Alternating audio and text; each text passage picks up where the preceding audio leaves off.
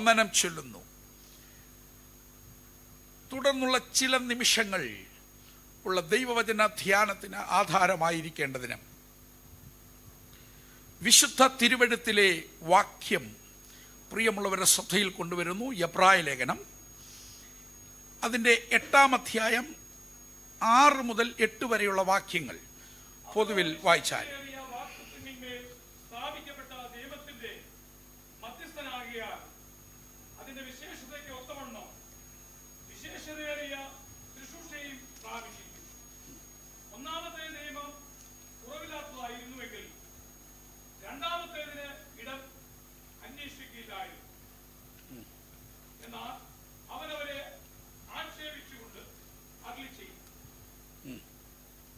വായിച്ചാട്ടെ താഴോട്ട്. ഞാൻ ഇസ്രായേൽ ഗൃഹത്തോടും യഹൂദാ ഗൃഹത്തോടും പുതിയൊരു നിയമം ചെയ്യുന്ന കാലം വരുമെന്ന് കർത്താവിന്റെ അരുളപ്പാട്. ഞാൻ അവരെ പിതാക്കന്മാരുടെ കൈക്ക് പിടിച്ച് മിസ്രയീം ദേശത്തു നിന്ന് കൊണ്ടുവന്ന നാളിൽ ഞാൻ അവരോട് ചെയ്ത നിയമം പോലെയല്ല, അവർ എന്റെ നിയമത്തിൽ നിലനിന്നില്ല. മതി. പുതിയ നിയമം എന്ന വിഷയത്തിൽ നിന്നുകൊണ്ട് കഴിഞ്ഞ 2 ആഴ്ചകളായി അതിൻ്റെ ചില ഭാഗങ്ങൾ നാം ധ്യാനിച്ചു കൊണ്ടിരിക്കുകയാണ്. എന്താണ് പുതിയ നിയമം? എന്തിനാണ് പുതിയ നിയമം? പുതിയ നിയമത്തിൻ്റെ സ്ഥാപന വിധം എങ്ങനെയാണ്? സ്ഥാപകനാരാണ്? പുതിയ നിയമത്തിൻ്റെ സവിശേഷത എന്താണ്? പുതിയ നിയമം അനുസരിച്ചാലുള്ള അനുഗ്രഹങ്ങൾ, അതാണ് വിശേഷതയുള്ള വാക്തത്വങ്ങളുടെ മേൽ സ്ഥാപിക്കപ്പെട്ട നിയമത്തിൻ്റെ പ്രത്യേകത എന്താണ്? ഇവ ഒന്നിനു പുറകെ ഒന്നായി നാം ധ്യാനിച്ചു കൊണ്ടിരിക്കുന്നു.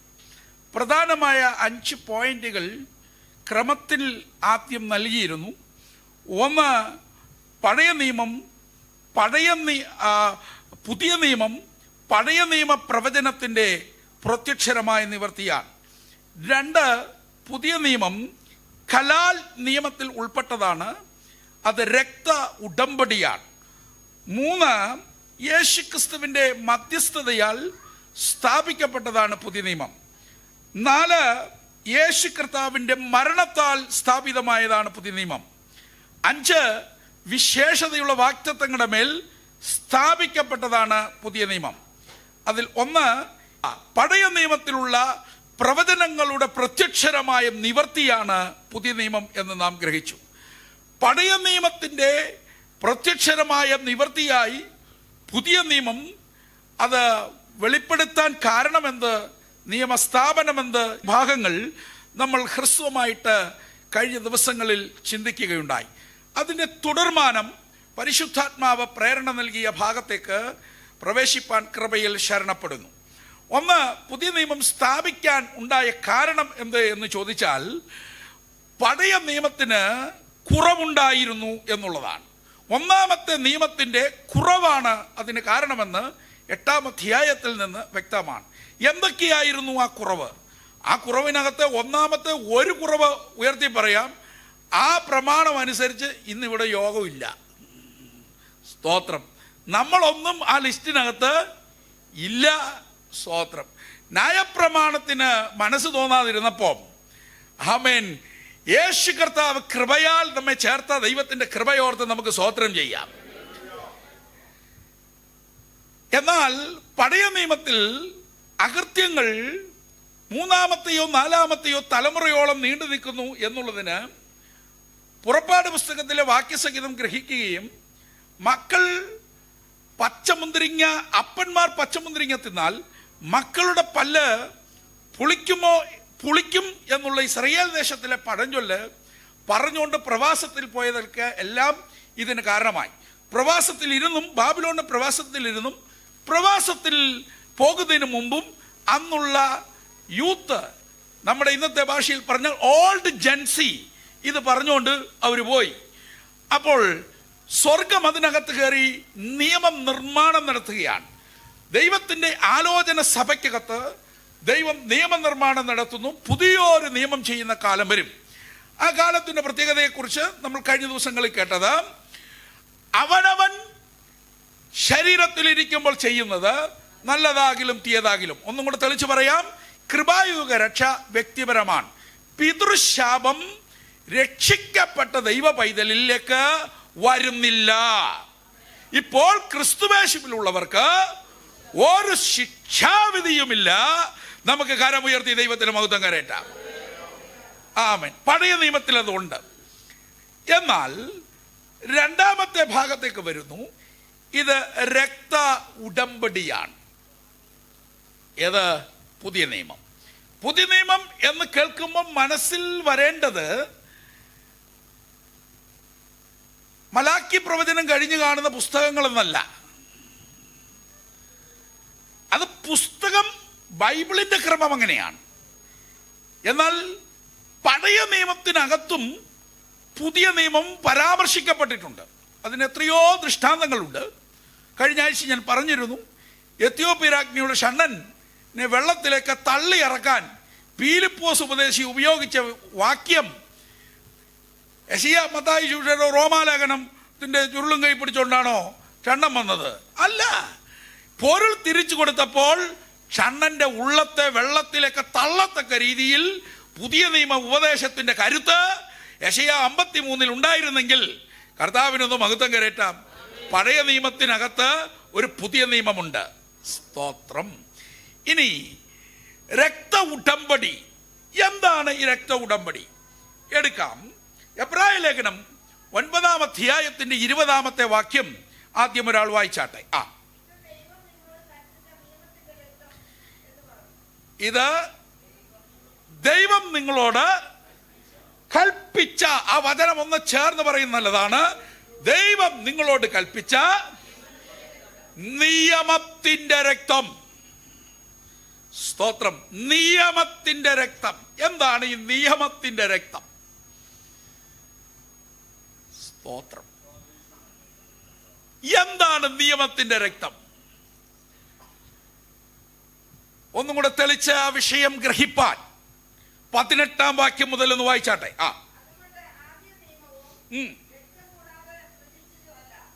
അപ്പോൾ ആദ്യ നിയമം രക്തം കൂടാതെ പ്രതിഷ്ഠിച്ചതല്ല.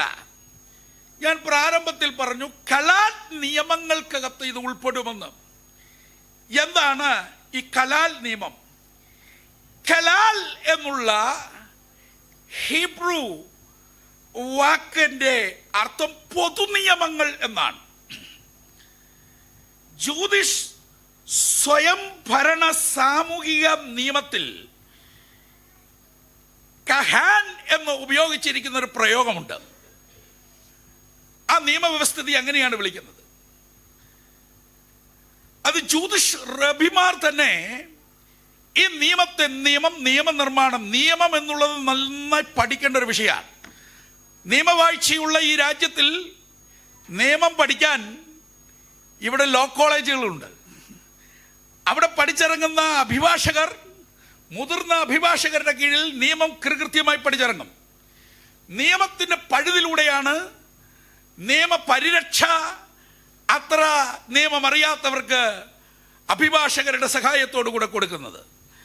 അപ്പോൾ നിയമം അറിഞ്ഞിരിക്കേണ്ടതാണ്. നിയമം മൂടി വെക്കേണ്ടതല്ല. ഒന്നും കൂടെ തെളിച്ചു പറയാം. നിയമം മണ്ണിട്ട് മൂടേണ്ടതല്ല. നിയമം കവർ ചെയ്ത് വെക്കേണ്ടതല്ല. നിയമം തെളിവായി നിൽക്കേണ്ടതാണ്. ഇന്ന് ഈ യോഗം കഴിഞ്ഞ് വീട്ടിലേക്ക് പോകുന്ന ആളുകൾ ഇവിടെ നിന്ന്, ഈ ഗ്രൗണ്ടിൽ നിന്ന് കാർ എടുക്കുമ്പോൾ വാഹനം ഏത് വശത്തൂടെ ഓടിച്ചു പോകണമെന്നുള്ള നിയമമകത്തുണ്ട്, അല്ലേ? റെഡ് ലൈറ്റ് കത്തുമ്പോൾ എന്ത് ചെയ്യണമെന്നുള്ള നിയമമകത്തുണ്ട്. യെല്ലോ ലൈറ്റ്, ഗ്രീൻ ലൈറ്റിന്റെ മുൻപിൽ എന്ത് ചെയ്യണമെന്നുള്ള നിയമമുണ്ട്.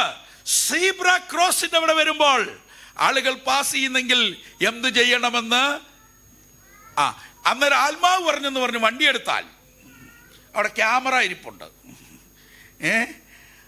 നടത്തിപ്പ് കിട്ടിയെന്ന് പറഞ്ഞാൽ ആരുമില്ല, അങ്ങ് എടുത്തോളാൻ പറഞ്ഞ് എടുത്താൽ ഇവിടെ ഉള്ളവർക്ക് ചെറിയ മണിയാണ്. വിദേശത്ത് നിന്ന് വന്ന പ്രിയമുള്ളവരുണ്ട്. അവിടെ കിട്ടുന്ന മണി ഇവിടുത്തെ പണിയുടെ ഇരട്ടി പണി കിട്ടും.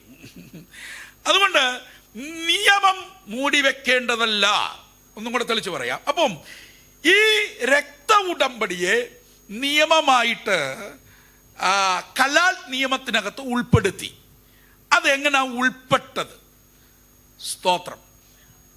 അത് ഉൾപ്പെട്ടത് എങ്ങനെയെന്ന് ഇന്ന് നമുക്കൊന്ന് അല്പം ഗ്രഹിക്കാം. ചരിത്രപരമായ ഒരു ഭാഗമുണ്ട്. തീവ്ര ആശയങ്ങൾ ഉള്ള സംഘടനകൾ അതിലേക്കൊരാളെ അംഗത്വത്തിലേക്ക് എടുക്കുമ്പോൾ അവരുടെ വിരളിൻ്റെ ഒരു ഭാഗം, നമ്മൾ ഷുഗറൊക്കെ ടെസ്റ്റ് ചെയ്യാൻ നേരത്ത്, ചോര കുത്തി പൊട്ടിക്കാൻ നേരത്ത് വേദന അത്രയൊന്നും ഇല്ലല്ലോ, ഷൂട്ട് ചെയ്ത ഉടനെ ഞെക്കി പിടിക്കുമ്പോൾ ബ്ലഡ് വരത്തില്ലേ? ഇതുപോലെ ശരീരത്തിലെ ഒരു വിരളിൽ നിന്ന് അല്പം രക്തം പൊട്ടിച്ചെടുത്തിട്ട് ആ രജിസ്റ്റർ ബുക്കിനകത്ത് അവരുടെ പേർ ചാർത്തുന്ന സ്ഥലത്തിൻ്റെ ഒരു കോളമുണ്ട്. ആ കോളത്തിൽ അല്പനേരം തള്ളവിരൽ അമർത്തി വയ്ക്കും.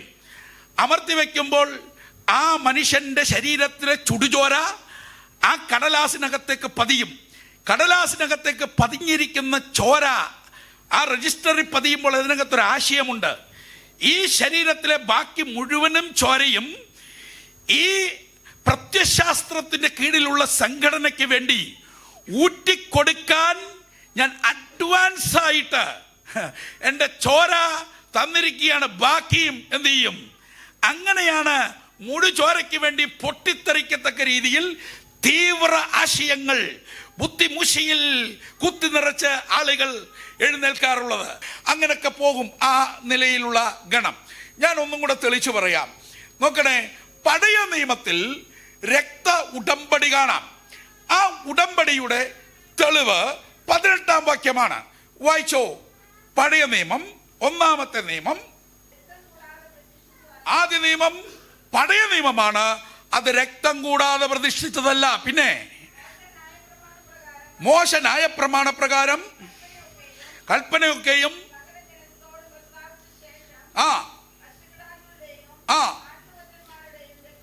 രക്തത്തെ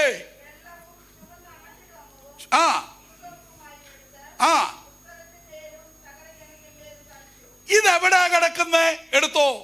പുറപ്പാട് പുസ്തകം 24-ാം അധ്യായം 7-8 വാക്യങ്ങൾ വേഗത്തിൽ വായിച്ചാലും. അവൻ നിയമപുസ്തകം എടുത്തു. ജനം കേൾക്ക് എന്ത് ചെയ്തു? ഇങ്ങോട്ട് ശ്രദ്ധിച്ചേ. അവൻ നിയമപുസ്തകം എടുത്തു. അർത്ഥാൽ പഞ്ചഗ്രന്ഥം തോറ എടുത്തു. ഇങ്ങോട്ട് ശ്രദ്ധിച്ചേ. തോറ, പഴയ നിയമം, ന്യായപ്രമാണമെടുത്തു. കൽപ്പലകയുണ്ട്. അത് 10 അതിനകത്ത് കൽപ്പന എഴുതപ്പെട്ടിട്ടുണ്ട്. എന്നാൽ തോറ എഴുതപ്പെട്ട തോറ എടുത്തു. എന്നിട്ട് ജനത്തിന്റെ മുമ്പിൽ നിയമം മൂടി വെക്കേണ്ടതല്ല, ജനം കേൾക്കേ വായിച്ചു. അതുകൊണ്ട് വായിക്കുന്നവർ എങ്ങനെ വായിക്കണം? കേൾക്കേ വായിക്കണം. സ്വോത്രം. അതൊരു അനുഗ്രഹമാണ്. ഇനി അടുത്തത്, യഹോവ കൽപ്പിച്ചതൊക്കെയും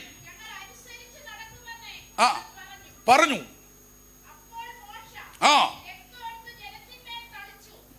മോശ രക്തം ഈസോപ്പ് ദണ്ടിലേക്ക് അങ്ങോട്ട് മുക്കിയിട്ട് ജനം എന്ന് പറഞ്ഞാൽ നമുക്ക്, നമ്മുടെ ജനം എന്ന് പറഞ്ഞാൽ അല്പജനം മുതൽ ജനമാണ്. അല്പജനം എന്ന് വെച്ചാൽ 8 പേരുണ്ടെങ്കിൽ നമ്മുടെ യോഗത്തിന് എന്തായി?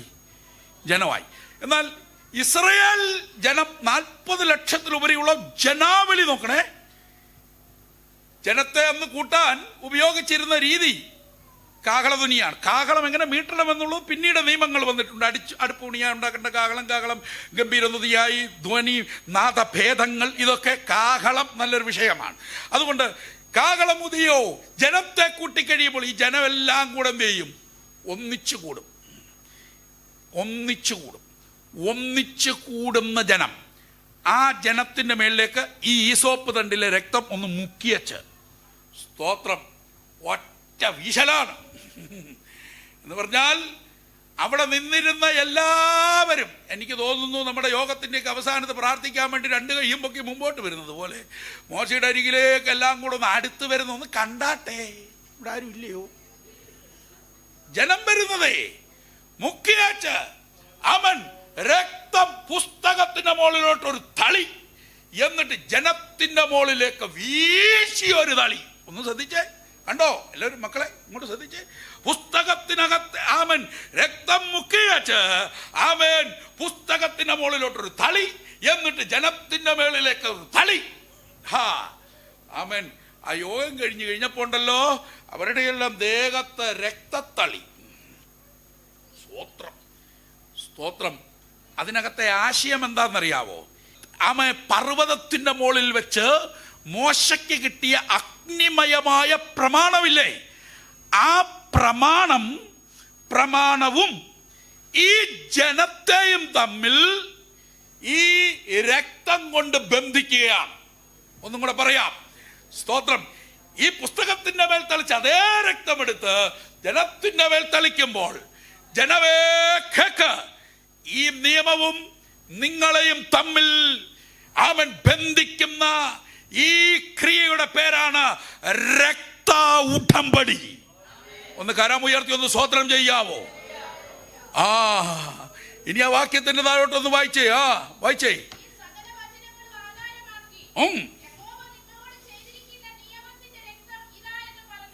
നിയമത്തിന്റെ രക്തം പിടികിട്ടിയോ? നിയമത്തിന്റെ രക്തം ഏതാണ്? ഇതാണ് നിയമത്തിന്റെ രക്തം. മേളി വീണവർ ആ രക്തം അങ്ങോട്ട് ദേഹത്തെ വീണപ്പോഴത്തേക്കും അർത്ഥം ഗ്രഹിച്ച് വീണവരുടെ ദേഹത്തെല്ലാം അവരുടെ ഉള്ളിലൊക്കെ ഒരു കുളിർമ ഉണ്ടായി കാണും. സ്തോത്രം, സ്തോത്രം. ഈ രക്തം കൊണ്ട് മുദ്രയിടപ്പെട്ട ജനത്തെ ഒന്ന് കാണാ. സ്തോത്രം. അവർ തനിച്ചു പാർക്കുന്ന ജാതി. അവർ ജാതികളോട് കൂടെ എണ്ണപ്പെടുന്നില്ല. അവർക്ക് ഒരു പ്രത്യേക വേർപാടുണ്ട്. ഒന്ന് സ്തോത്രം ചെയ്യാമോ? ഹല്ലേലൂയ. സന്തോഷമുള്ള ദൈവമക്കൾ ദൈവത്തിനൊന്ന് മഹത്വം കരേറ്റാം. ഇനി എബ്രായ ലേഖനത്തിലെ വാക്യം വായിച്ചാട്ടെ, 19 വാക്യം മുതൽ.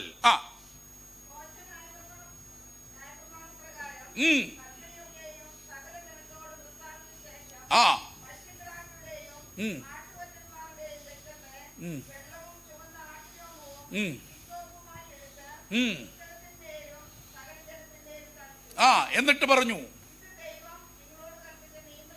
നിയമത്തിന്റെ രക്തം എന്താന്ന് പിടികിട്ടിയോ? അങ്ങനെങ്കിൽ പഴയ നിയമം രക്തം കൂടാതെ ഉള്ളത് അല്ല എങ്കിൽ, പഴയ നിയമത്തിൽ ഉപയോഗിച്ച രക്തം ആട്ടുകൊറ്റന്മാരുടെയും പശുക്കിടാങ്ങളുടെയും രക്തമാണെങ്കിൽ, അവൻ കൃപായുഗത്തിൽ ഇന്ന് ഈ യോഗത്തിന് വന്നിരിക്കുന്ന ജനത്തിന്റെ മേൽ അവൻ തളിക്കപ്പെട്ടിരിക്കുന്ന രക്തം പൊരുളായ അവൻ സ്തോത്രം ദൈവ കുഞ്ഞാടിന്റെ പുണ്യാക രക്തം. അവൻ ആ രക്തത്തളി എന്റെ മേൽ വീണിട്ടുണ്ടെന്ന് എത്ര പേർക്ക് ഉറപ്പുണ്ട്? യേശുവിന്റെ രക്തം എന്നെ വന്ന് ടച്ച് ചെയ്തു എന്ന ആ ഫെയ്ത്ത് അകത്തുള്ള ദൈവമക്കൾ അല്പനേരം ദൈവത്തെ ഒന്ന് സ്തുതിച്ച് മഹത്വപ്പെടുത്താം. ഇനി ശ്രദ്ധിച്ച് കേൾക്കണം, ശ്രദ്ധിച്ച് കേൾക്കണം. അങ്ങനെയെങ്കിൽ പുതിയ നിയമത്തിൽ കുഞ്ഞാടിന്റെ രക്തം തളി വീണിരിക്കുന്നവർ ഒന്ന് മനസ്സിലാക്കണം. ആമേൻ. പുതിയ നിയമം അവൻ പഴയ നിയമമല്ല. ഇങ്ങോട്ട് ശ്രദ്ധിച്ചാട്ടെ. പുതിയ നിയമ ഉപദേശത്തിലേക്ക് ആമേൻ നമ്മെ ബന്ധിച്ചത്, നമ്മെ കണക്ട് ചെയ്തിരിക്കുന്നത് ചരടുകൊണ്ട് കെട്ടിയല്ല. ആമേൻ. നമ്മെ കണക്ട് ചെയ്തിരിക്കുന്നത് യേശുവിന്റെ രക്തത്താലുള്ള ഒരു ബന്ധമാണ്. അത് എത്ര പേർക്ക് തിരിച്ചറിയാൻ പറ്റും? യേശുവിന്റെ രക്തം വീണാൽ നമ്മുടെ മട്ട് മാറിയത് ആ രക്തം വീണപ്പോഴാണ്. നമ്മുടെ ലക്ഷണക്കേടുകൾ മാറിയത് ആ രക്തം വീണപ്പോഴാണ്. ആമേൻ, ആമേൻ, സ്തോത്രം. നമ്മുടെ സ്ഥിതി മാറിയത് ആ രക്തം വീണപ്പോഴാണ്. അതുകൊണ്ട് സന്തോഷത്തോടൊന്ന് അവൻ ഭക്തനോടൊന്ന് ചേർന്ന് പാട്. രക്തം കൊണ്ട് മുദ്രയിടപ്പെട്ട ജനം ഒന്നിച്ച്, രക്തം കൊണ്ട് ഇടപ്പെട്ട ജനം ഒന്നിച്ച്.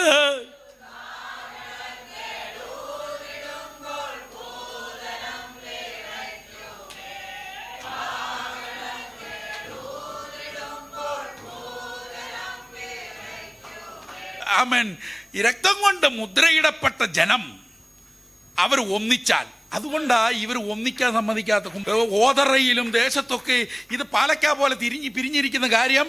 ഇത് ഒന്നിച്ചാൽ ആമേൻ ഓതറയുടെ അടിസ്ഥാനം ഇളകും. ഇത് ഒന്നിച്ചാൽ സന്തോഷമുള്ള ദൈവമക്കളും ശ്രദ്ധിച്ചേ, ഇവിടെ ശ്രദ്ധിച്ചേ. അവൻ ഒന്നിച്ചാൽ ഹല്ലേലൂയ പല അടിസ്ഥാനങ്ങളും ഇളകും. അതുകൊണ്ട് ഒരു ബ്രിട്ടീഷ് തന്ത്രം സാത്താൻ തന്നെ ഉപയോഗിച്ചിട്ടുണ്ട്, ഭിന്നിപ്പിച്ച് ഭരിക്കുക. അത് വരുത്തനാ ആ നയം. ഇങ്ങോട്ട് ശ്രദ്ധിച്ചേ. അവൻ എന്നാൽ അതിനൊക്കെയുള്ള ഫലം നമ്മുടെ രാഷ്ട്രം എത്ര ഭിന്നിപ്പിച്ചിട്ടും അല്ലേ, നമ്മുടെ രാജ്യം 80 വർഷത്തിന് മുമ്പ്, 80ാമത്തെ വർഷമാണ് നമ്മൾ സ്വാതന്ത്ര്യം കൊണ്ടാടിയത്. അതിനു മുമ്പ് എന്ത് ചെയ്തു? ആമേൻ, സ്വാതന്ത്ര്യം കിട്ടി. അങ്ങനെ ഒരു പരിധി വരെയൊക്കെ ഭിന്നിപ്പിച്ച് നിർത്താൻ പറ്റുള്ളൂ. ഒരു പരിധി വരെയൊക്കെ വെടക്കാക്കി തനിക്കാക്കാൻ പറ്റത്തുള്ളൂ. ഒരു പരിധി വരെയൊക്കെ ഏത് തന്ത്രവും വിജയിക്കത്തുള്ളൂ. ഞാൻ തെളിച്ചു പറയാം. ആമേൻ. എന്നാൽ രക്തം കൊണ്ട് മുദ്രയിടപ്പെട്ട ജനം ഒന്നിച്ചാൽ, 20 വായിച്ചു തീർന്നെങ്കിൽ 22 ഒന്ന് തകൃതിയിൽ വായിച്ചാട്ടെ. 22ാമത്തെ വാക്യം വായിച്ചു.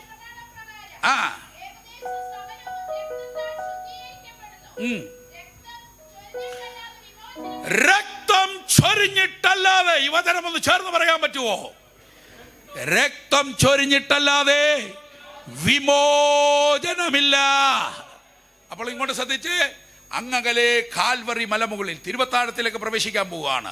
കാൽവറി മലമുകളിൽ ഇരുകള്ളന്മാരുടെ നടുവിൽ 3 ആണികളിന്മേൽ കർമ്മദണ്ഡിതനായി കിടക്കുന്ന യേശുവിനെ ഒന്ന് കാണാം. ആമേൻ. ആ കൈകളിൽ നിന്ന് ചൊരിയപ്പെടുന്ന രക്തം, ആമേൻ സ്തോത്രം, ആ കാലുകളിൽ നിന്ന് ചൊരിയപ്പെടുന്ന രക്തം, ആ ചാട്ടവാറിന്റെ അടിയാൽ ചൊരിയപ്പെടുന്ന രക്തം ഒന്ന് കാണു പ്രിയരെ.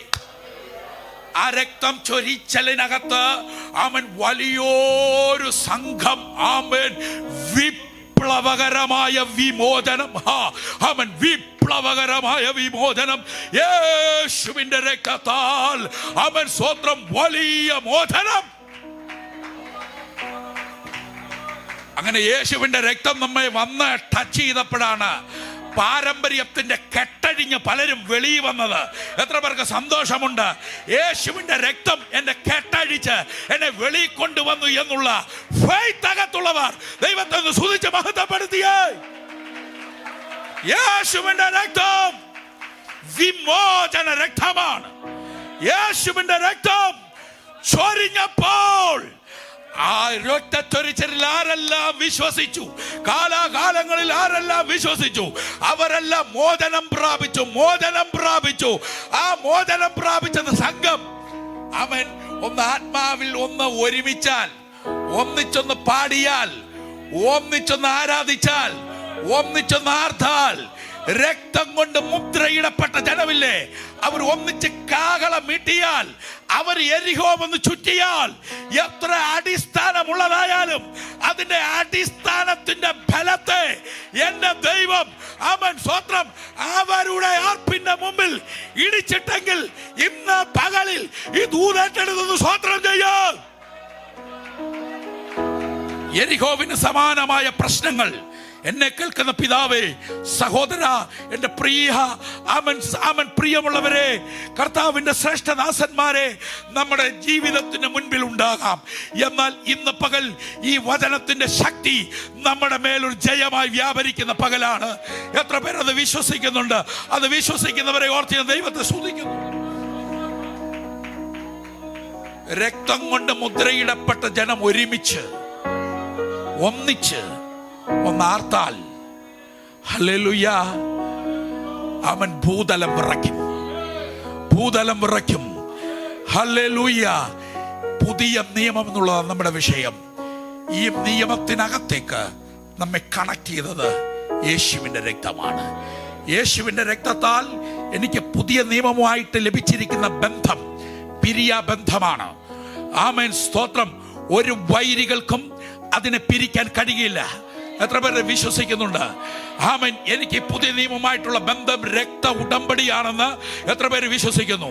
അങ്ങനെയെങ്കിൽ യേശുവിന്റെ രക്തത്തിൽ ആശ്രയിച്ച് ആമേൻ ഇന്ന് പകലിൽ പുതിയ നിയമ ഉപദേശപ്രകാരം, പുതിയ നിയമ വചനത്തിന്റെ അടിസ്ഥാനത്തിൽ നമ്മൾ ഒരുമിച്ച്, വിസ്തൃതിയുള്ള വിഷയം എനിക്കിത് മുഴുവനും പ്രസ്താവിക്കാൻ ഇന്ന് സമയം മുമ്പിലില്ല. അതുകൊണ്ട് ചേർന്ന് നമ്മൾ ദൈവത്തെ ആരാധിക്കാൻ പോകുന്നു. ചേർന്ന് കരങ്ങളടിച്ച് ദൈവത്തെ നമുക്ക് മഹത്വപ്പെടുത്താം. ആമേൻ. രക്തം കൊണ്ട് മുദ്രയിടപ്പെട്ട ജനം ഒരുമിച്ച് എല്ലാ കണ്ണുകളും അടച്ച് കരങ്ങളെ ചേർത്തിയടിച്ച് ആത്മാവിൽ ദൈവത്തെ ആരാധിക്കാം. രക്തം കൊണ്ട് മുദ്രയിടപ്പെട്ട പുതിയ നിയമ വിശ്വാസി അവർ ഒരുമിച്ച് നിൽക്കുമ്പോൾ സകല അന്ധകാരത്തിന്റെ പോർമണ്ഡലങ്ങളും അവൻ അതിന്റെ വ്യാപാരങ്ങളും അതിന്റെ അടിസ്ഥാനവും ഇന്ന് പകലിൽ ഈ ആരാധനയ്ക്ക് മുൻപിൽ ചേർന്ന് ആരാധിക്കുമ്പോൾ ജയം ജയം ഹല്ലേലൂയ ജയം ജയം എപ്പോഴും ജയം ജയം ഹല്ലേലൂയ ജയം ജയം എപ്പോഴും യേശുനാഥൻ നാമത്തിൽ ജയം ജയം എപ്പോഴും പാപത്തെയും രോഗത്തെയും ക്രൂശിന്മേൽ താൻ വാങ്ങിച്ചു പാപത്തെയും രോഗത്തെയും ക്രൂശിന്മേൽ താൻ വാങ്ങിച്ചു സാത്താനെയും സൈന്യത്തെയും കാൽവരിയിൽ തോൽപ്പിച്ചു സാത്താനെയും സൈന്യത്തെയും കാൽവരിയിൽ തോൽപ്പിച്ചു ജയം ജയം ഹല്ലേലൂയ ജയം ജയം എപ്പോഴും ജയം ജയം ഹല്ലേലൂയ ജയം ജയം എപ്പോഴും യേശുനാഥർ നാമത്തിനു ജയം ജയം എപ്പോഴും യേശുനാഥർ നാമത്തിനു ജയം ജയം എപ്പോഴും ശത്രുഗണമൊന്നാകവേ ചെങ്കടലിൽ മുങ്ങിപ്പോയി ശത്രുഗണമൊന്നാകവേ ചെങ്കടലിൽ മുങ്ങിപ്പോയി വൈരിയുടെ എതിർപ്പുകൾ ഫലിക്കയിൽ വൈരിയുടെ എതിർപ്പുകൾ ഫലിക്കയിൽ ജയം ജയം ഹല്ലേലൂയ ജയം ജയം എപ്പോഴും ജയം ജയം ഹല്ലേലൂയ യേശുനാഥർ നാമത്തിനു ജയം ജയം എപ്പോഴും യേശുനാഥർ നാമത്തിനു ജയം ജയം എപ്പോഴും വാദ്യഘോഷങ്ങളോടും നാം ജയത്തിന്റെ പാട്ടുകൾ വാദ്യഘോഷങ്ങളോടും നാം ജയത്തിന്റെ പാട്ടുകൾ ആഘോഷമായി പാടും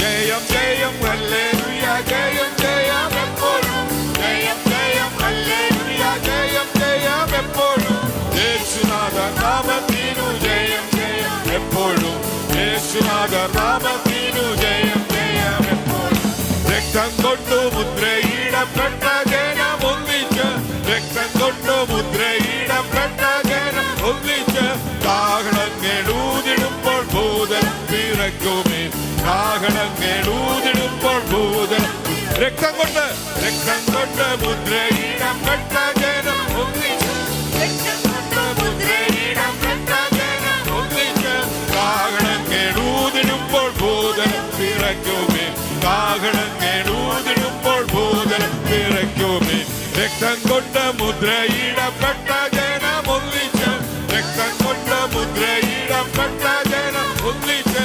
കാഹളങ്ങളൂതിടുമ്പോൾ ഭൂതലം വിറയ്ക്കുമേ കാഹളങ്ങളൂതിടുമ്പോൾ ഭൂതലം വിറയ്ക്കുമേ രക്തം കൊണ്ട് മുദ്രയിടപ്പെട്ട ജനം ഒന്നിച്ച് രക്തം കൊണ്ട് മുദ്രയിടപ്പെട്ട ജനം ഒന്നിച്ച് കാഹളങ്ങളൂതിടുമ്പോൾ ഭൂതലം വിറയ്ക്കുമേ കാഹളങ്ങളൂതിടുമ്പോൾ ഭൂതലം വിറയ്ക്കുമേ ജയം ജയം ഹല്ലേലൂയ ജയം ജയം എപ്പോഴും ജയം ജയം ഹല്ലേലൂയ ജയം ജയം എപ്പോഴും യേശുനാഥർ നാമത്തിനു ജയം ജയം എപ്പോഴും യേശുനാഥർ നാമത്തിനു ജയം ജയം എപ്പോഴും രക്തം കൊണ്ട് മുദ്രയിടപ്പെട്ട ജനം ഒന്നിച്ച് രക്തം കൊണ്ട് മുദ്രയിടപ്പെട്ട ജനം ഒന്നിച്ച് കാഹളങ്ങളൂതിടുമ്പോൾ ഭൂതലം വിറയ്ക്കുമേ കാഹളങ്ങളൂതിടുമ്പോൾ ഭൂതലം വിറയ്ക്കുമേ രക്തം കൊണ്ട് മുദ്രയിടപ്പെട്ട ജനം ഒന്നിച്ച്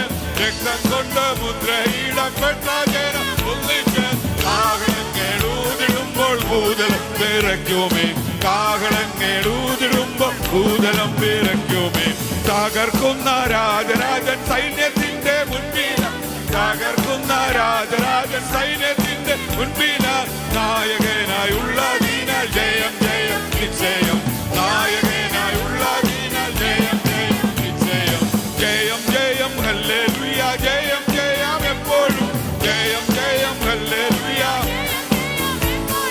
യേശുനാഥർ നാമത്തിനു ജയം ജയം നിശ്ചയം യേശുനാഥർ നാമത്തിനു ജയം ജയം എപ്പോഴും യേശുനാഥർ നാമത്തിനു ജയം ജയം എപ്പോഴും യേശുനാഥർ നാമത്തിനു ജയം ജയം എപ്പോഴും യേശുനാഥർ നാമത്തിനു ജയം ജയം എപ്പോഴും യേശുനാഥർ നാമത്തിനു ജയം